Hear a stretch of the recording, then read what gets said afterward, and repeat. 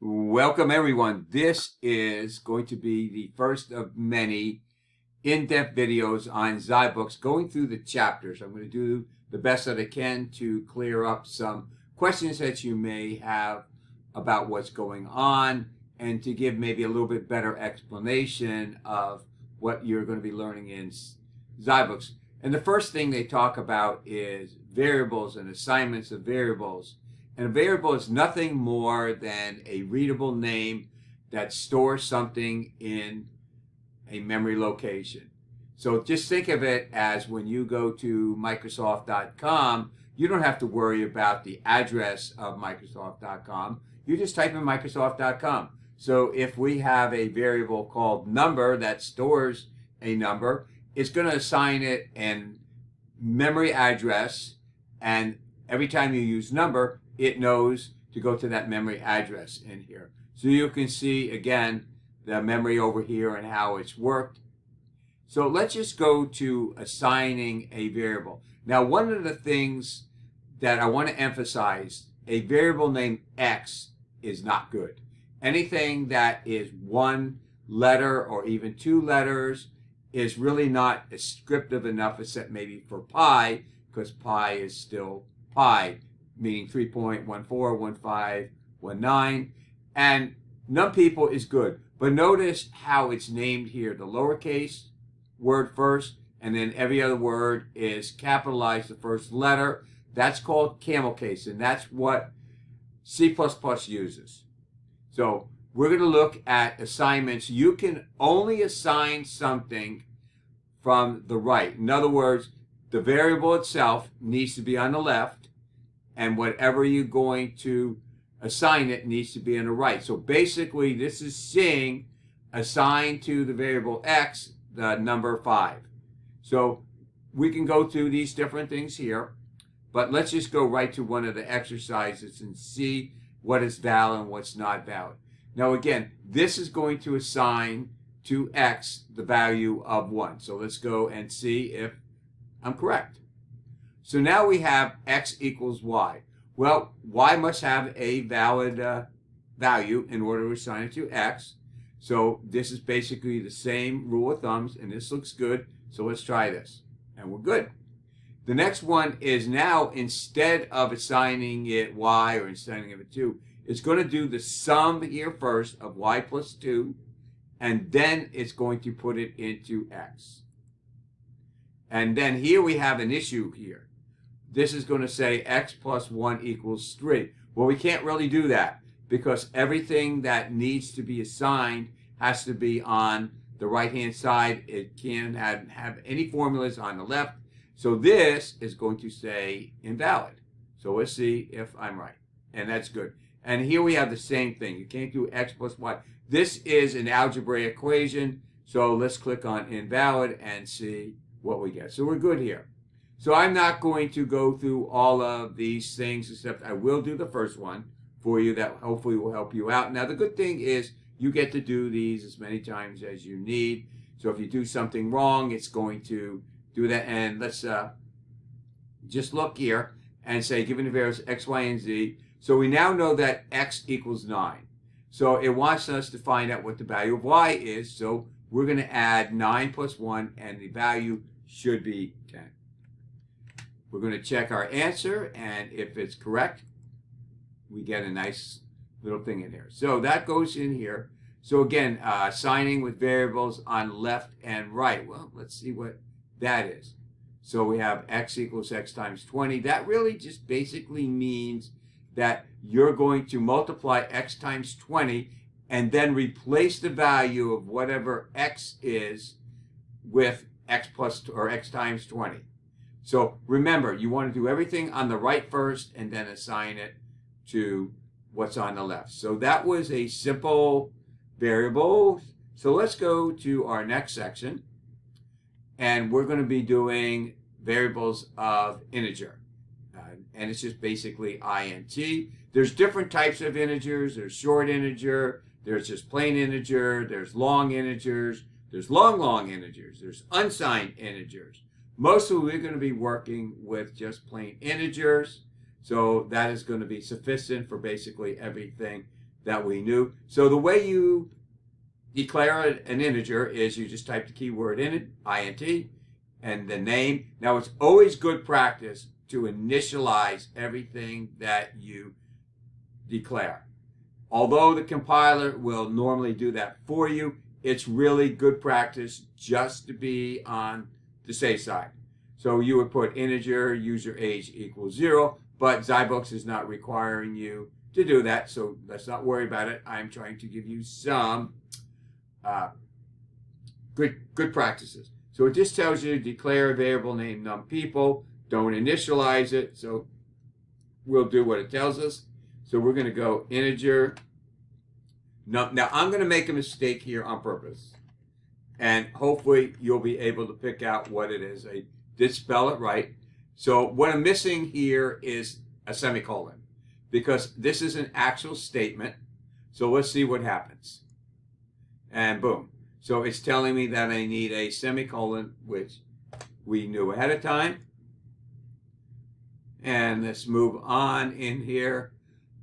So I don't see anything in here that is challenging. It's a little bit more of the same. So let's take a look at this here. And we're going through, we've got litter size, yearly litters, annual miles. Litter size is being assigned 3. Yearly litters is being assigned 5. So one female birth may give up to annual mice equals litter size times yearly litters.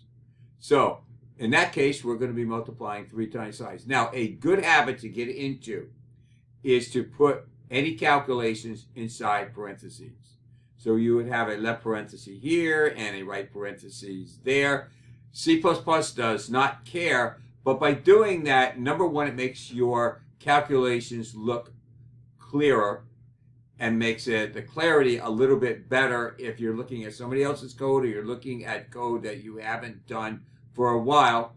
But you can easily make a mistake when you have more than just one thing being done here. Here we don't have a problem because it's just letter size times, or litter size times yearly litters, and same thing here. But suppose we were doing something like calculating something that had a formula such as 1/2 of the sum of this plus this. So you could run into a problem without parentheses. We'll get to that in one of the future videos here. So let's go and move on a little bit more, and let's take a look at this over here. So we have nums nickels equals 5 and number of dimes equals 6. So what they want you to do here is figure out what there are a number of coins and coins in here. So let's actually read this thing here. Let's take a look at it. So write a statement that assigns the number of coins with the number of nickels plus the number of dimes. So that's really fairly simple, and it's going to keep making you do this. So let's go and let me test my luck and see if I can do it. So it says, write a statement that assigns num coins with num nickels plus num dimes. So I'm going to delete this here, and I'm going to do num coins equals num nickels. Now notice I'm putting in the parentheses, but you do not have to. And let's see if it says I should not put them in, but good programming will do this. So let's go in here and we'll run it and we'll test it. And if there's an issue, then we can always correct it. So let's go here and run it and see what happens.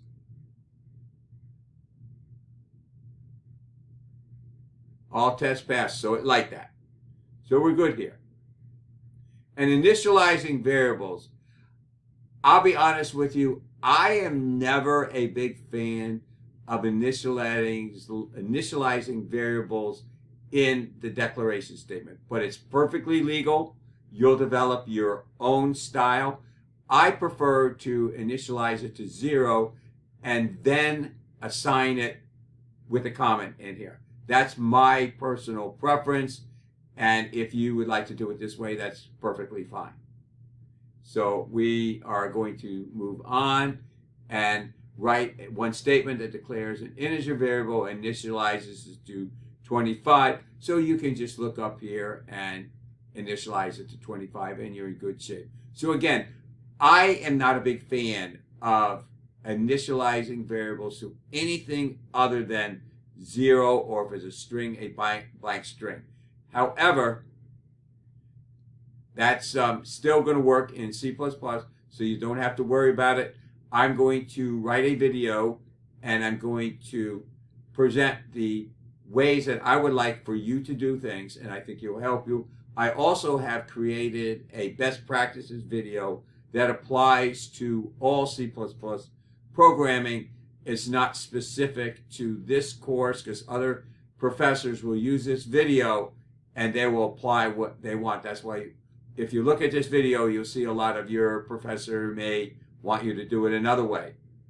So we're going to do just a few more here, and let's see what we want. Adding a number to a variable is pretty easy in here. So let's go. If number of people is 10 and the output are 15 people. So what we're doing here is we're just adding a value to a number and assigning it in here. So I'm going to do this for you, even though I feel you would have no problem doing it here. So it says if num people is 10, the output there are 15 people. So what we need to do here is do num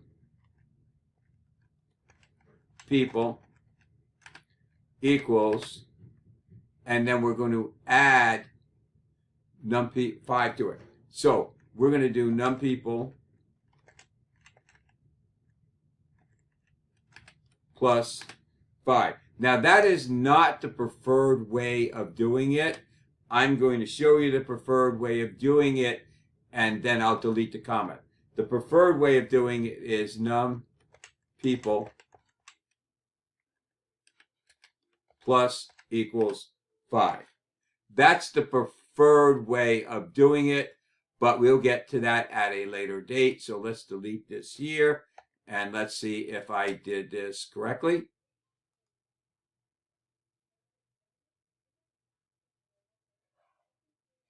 And we're good here. So what I want to try to do actually, just for my curiosity's sake, is let's try and see if it works by doing it the other way.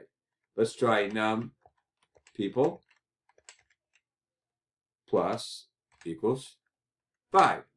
And let's see what happens when we try to do this.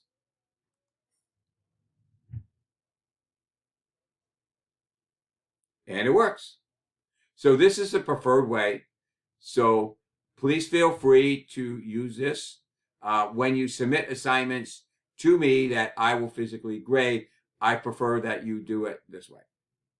So common errors, again, we'll do some common errors. Common errors is to try to use something that hasn't been initialized in here.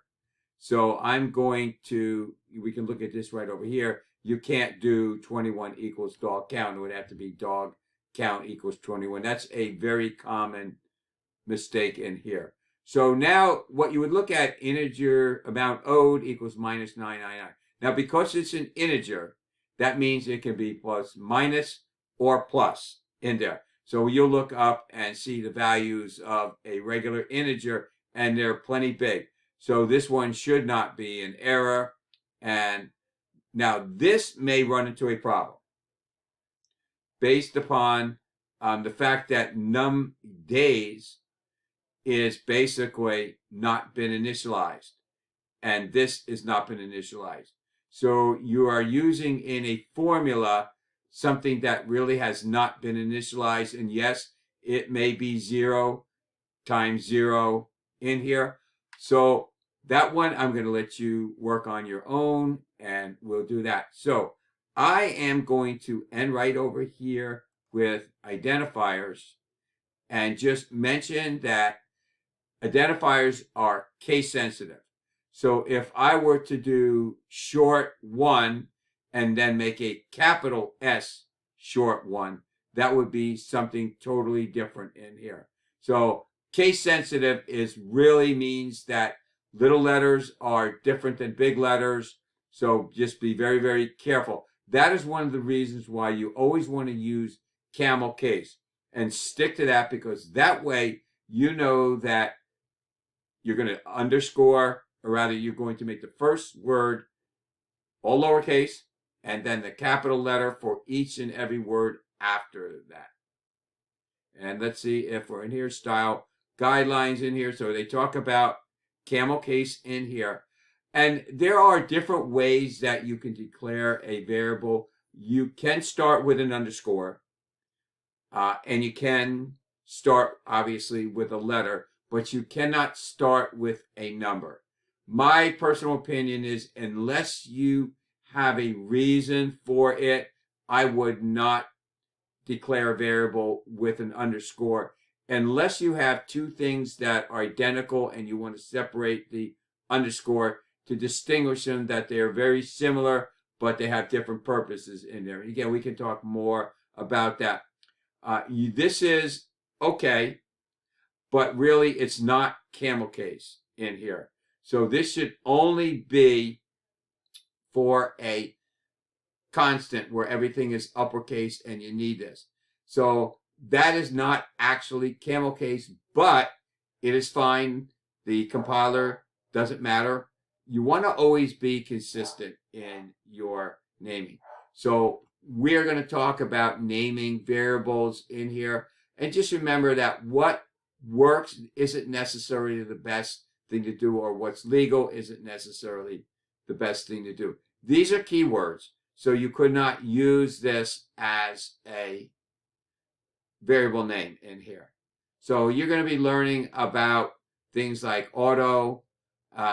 We're going to go with case. We'll learn try and catch in here. We'll learn class. We're definitely going to learn const in here. Continue is when you're in a loop and you want to go to the next iteration. Let's go. We're going to do, double. We're all going to do a lot of these things in here. Just not going to go into each and every one. Definitely going to do, definitely going to do double, definitely else, definitely enum. And then we're going to obviously do false. We're going to do float. We're going to do for. A friend involves a function in here. Go to, it works, but I'm not a big fan of. If, int, long, and namespace. And new when we get to pointers. So these are all things that you could not use, and strut and switch are also very important. So that is all I'm going to do for this video. This was actually totally unrehearsed. I prefer to make them unrehearsed and just go so you get to see the real me in here. And I will try to do as many of these as possible. And if there's something that you would like for me to make up a video, please let me know. So in the videos, please make sure that you either like and leave a constant or a comment. Let me know what you think, and I'll do my best to get better. So have a wonderful day. Hope this helped you.